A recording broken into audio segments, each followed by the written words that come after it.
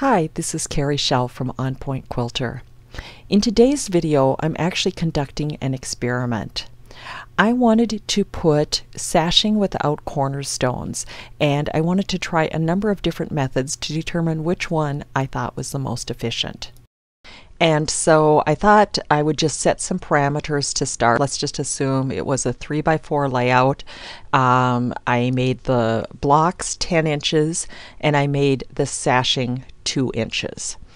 And to all these we can add borders, but at this point I'm just going to delete the border just to keep things simple.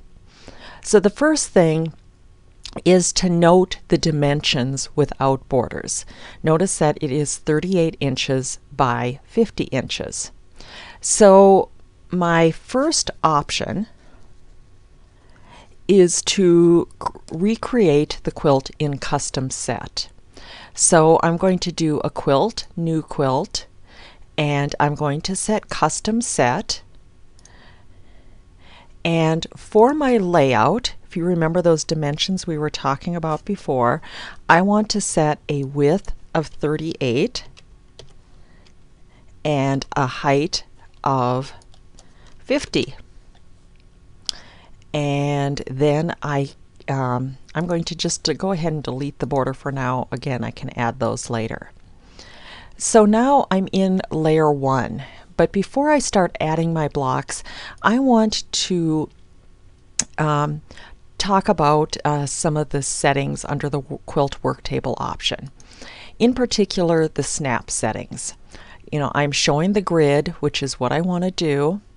I want to also snap the block position to grid. And I could actually, because everything is a multiple of 2, I could actually do that every 2 inches. So I'm going to do that and press OK. So now I'm going to set block, and you'll notice, of course, I have no blocks, but that's okay, because one of the things I'm going to do is add a plain block. And I'm going to bring that plain block into my workspace. Now I'm going to use my adjust tool, and for that first long sashing, remember that the width of my quilt is 38 inches. So we know we want it 38, and we want the sashing to be 2 inches. So once I've got that done, I can position that up near that top corner.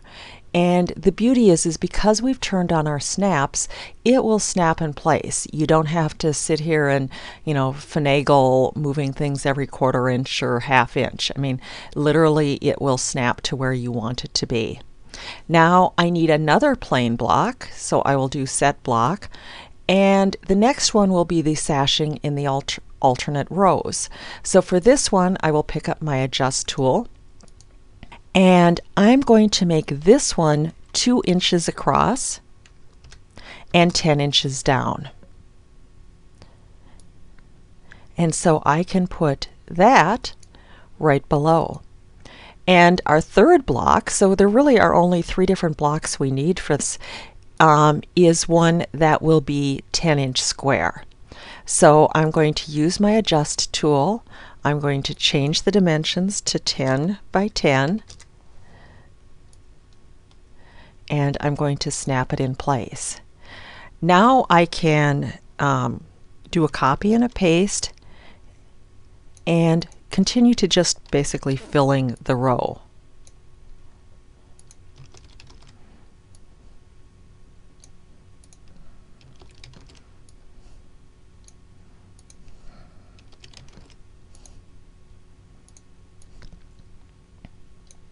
Okay, once I have 2 rows, you know, one of these sections done, I can use my mouse and drag a box around everything I've done, and I can do another Control-C, Control-V,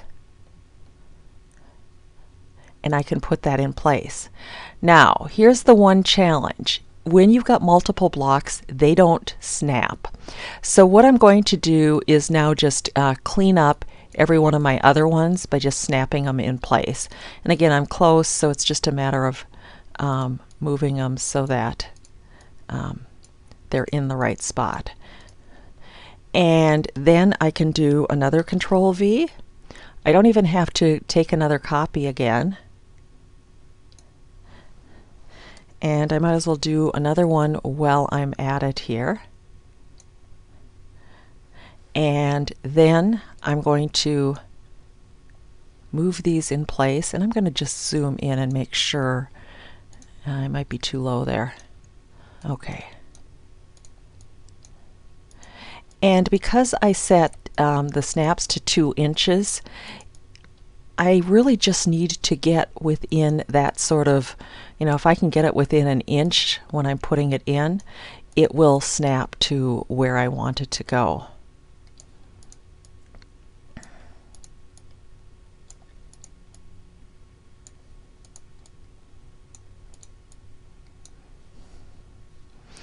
And I do like to zoom in when I do this, because from a distance it might even look like it's okay, but it may not be. So for the last one, I'm just going to pick up one of those long sashing strips, do a Control C, Control V, bring it to the bottom. And I will refresh, and my custom set layout is now done. So I'm going to add that to the sketchbook. Now I'm just going to go into the block library real quick, and I'm going to bring in a block and add it to the sketchbook. And what I wanted to show you is when I pick up that block, notice actually if I do a Control and that block, it will fill every single space in with it. So it will resize to the shape that you put it in. So for this one, I need to just snap on each of my items. I can finish coloring, and again, I'm set to go, and I have a border without, I have sashing without cornerstones. So I'm going to add that to the sketchbook. Now let's go to option B. And for option B, I'm going to actually start with the work table, or with the quilt we've already done. So I'm going to go back to view my sketchbook. I'm going to select that first one and edit. And on this one, what I'm going to do is I'm going to delete that border. I'm going to go to layer 2 and use the set block. And notice we have that plain block again. I'm going to use the same adjust, and before I do that, I'm just going to show you the snap settings that we put in place last time are staying put. So this is going to snap the block position to the grid every 2 inches, just like we set up before. If you hadn't done that before, you would want to adjust that. Now, if I look at the quilt dimensions again down here, I'm 38 inches across, so I'm going to change my block size in the adjust to 38 by 2. Now in essence what I've done is I have added another block on top on layer 2. The cornerstones are still there, but they would not be visible, and you could choose not to color them, and you would have an image that would do what you want it to do. And again, this would still snap like the first one. So I actually think this one is faster than doing a whole custom set. You just have to be careful you don't color the items underneath, or your fabric yardages are going to be off. Now the beauty on this one is if I fill the quilt with blocks, and I need to go back to layer 1, I can use the Control key and it will fill all the blocks in and not the sashing. So that's one of the pluses on that. And I'm just going to do this. I can now to do color layer the long strips, I need to go to layer 2. But once I have that done, I can add that to the sketchbook. So that's option 2. Option 3 would be to actually recreate the quilt as a block. So for this one, I'm going to go to the Work on Block tab, and I'm going to change the dimensions of my block to 38 high by 50. So 38 wide, 50 high. For this snap points, again, I know that I can snap every 2 inches.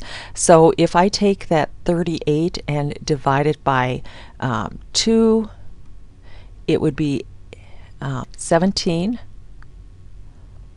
by 25. I'm going to turn off the graph paper cells. Well, I could make those 17 by 25 as well. Again, every 2 inches. Now for this one, I'm going to zoom in a bit, but I'm going to be working with the pencil tool. When I should have cleaned up my snap settings, so I need to turn off snap to lines and arcs and turn on snap to grid points. And I'm going to zoom out a bit.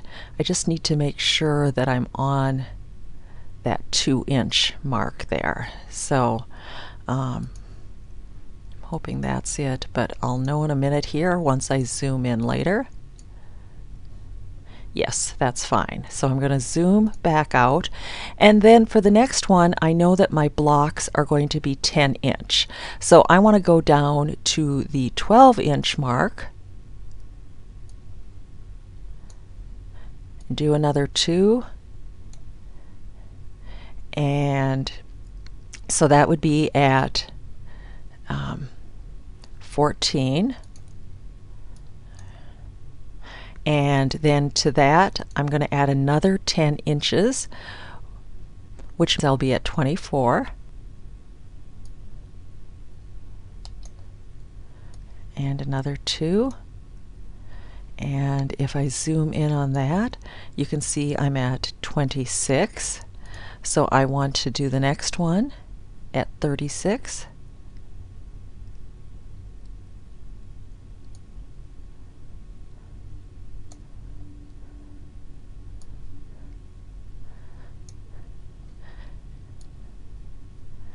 And then the last one would be 2 inches in. And if you count each of these, you can count the grid points, you can see that there are basically 5, an ability to do 5 divisions there, which is what I would expect. So now I'm going to go across and do the same. And again, because I have snap to grid checked on, things will easily snap into place.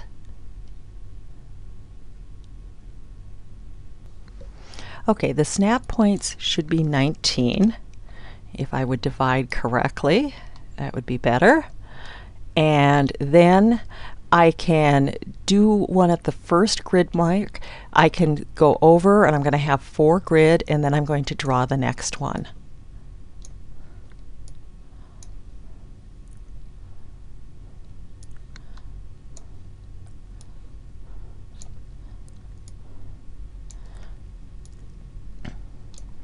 Okay, now I'm going to zoom out, and I can repeat that with the next rows.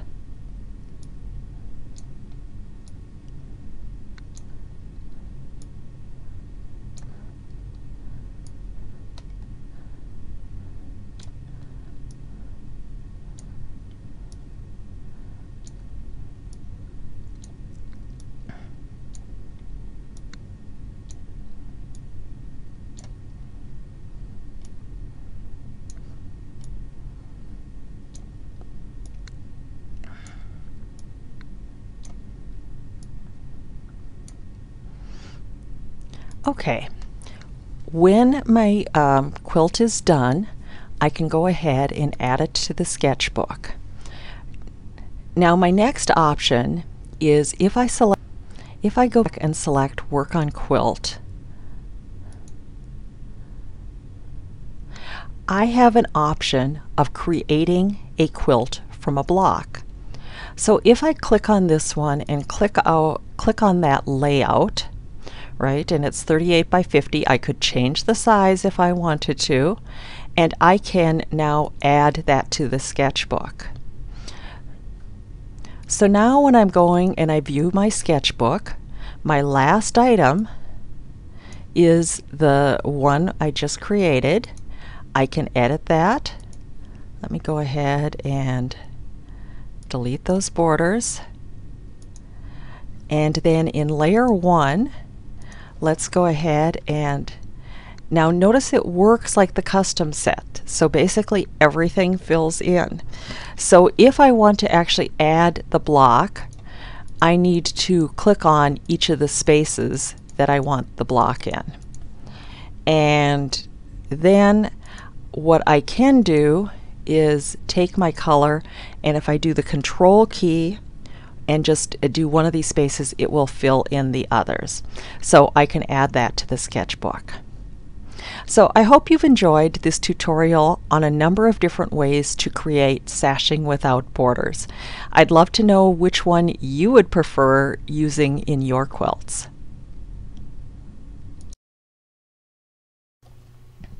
Thanks so much for watching. For additional videos and techniques, please sign up for my newsletter at www.onpointquilter.com.